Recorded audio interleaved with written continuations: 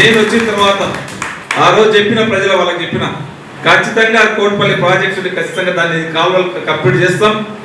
Last ఆయకట్ట వరకు 9,400 ఎకరాల ఆయకట్ట ఏదైతే ఉన్నదో 14 గ్రామాలకు పెద్ద మండలం నీళ్ళిచ్చే బాధ్యత నేను తీసుకుంటానని చెప్పిన. వచ్చిన ఎంబడి ఇలా తక్షణమే 100 కోట్ల రూపాయలు శాంక్షన్ చేపించి ఈరోజు నీళ్లు వర్క్ నడుస్తూ ఉన్నది. వాళ్ళలాగా ఒత్తుడు శిలాపలకాలు ఊరికే అన్ని పొందలగడలో రాళ్ళు వేసినట్లు ఏ ఊరు కాడ చూసినా శిలాపలకాలే.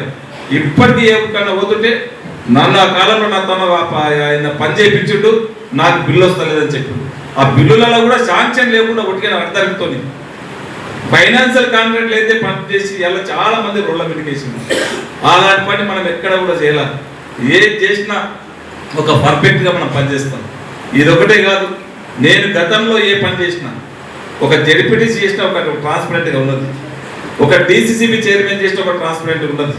ఈయన గంట కరోనా అడ్డం వచ్చింది ఏమనంటే అదే కరోనాలో నేను కూడా డీసీసీబీ చైర్మన్ చేసిన. నేను ప్రమాణ స్వీకారం చేసిన 20 రోజులకు కరోనా వచ్చింది. నేను చేసిన 3.5 సంవత్సరాల్లో నేను చేసిన 2 సంవత్సరాలు కరోనానే ఉన్నది. సంవత్సరంన్నర 600 కోట్ల రూపాయలు ఆ రోజు వీక్ బ్యాంక్, ఆ రోజు డీసీబీ బ్యాంక్ ఉండే. నేను ప్రమాణ స్వీకారం చేసినప్పుడు, నేను బాధ్యత తీసుకున్నప్పుడు ఆ 3 సంవత్సరాల కాలంలో దాదాపు 2,000 కోట్లకు వీక్ బ్యాంక్ పోయి ఇలా తెలంగాణలోనే హైదరాబాద్ రంగారెడ్డి డీసీబీ బ్యాంక్ అంటే ఒక నెంబర్ 1 బ్యాంక్ తీసుకొచ్చి 2,000 కోట్లకు టర్న్ ఓవర్ తీసుకొచ్చిన. చిత్తశుద్ధి అంటే గజండాలి. నేనకు డెవలప్మెంట్ చేయడానికి కరోనా అడ్డం వచ్చిందంట. ఈయన సొంత పనులు చేయడానికి కరోనా అడ్డం రాలేదు, కానీ తాండూ ప్రజల డెవలప్మెంట్ చేయడానికి ఏమంటే కరోనా అడ్డం వచ్చింది. నాకు కూడా కరోనా రాలేదు, నాకు ఒక తపన ఉన్నది. నాకు బాధ్యత ఆ రోజు ఒక బాధ్యత అప్పచెప్పారు.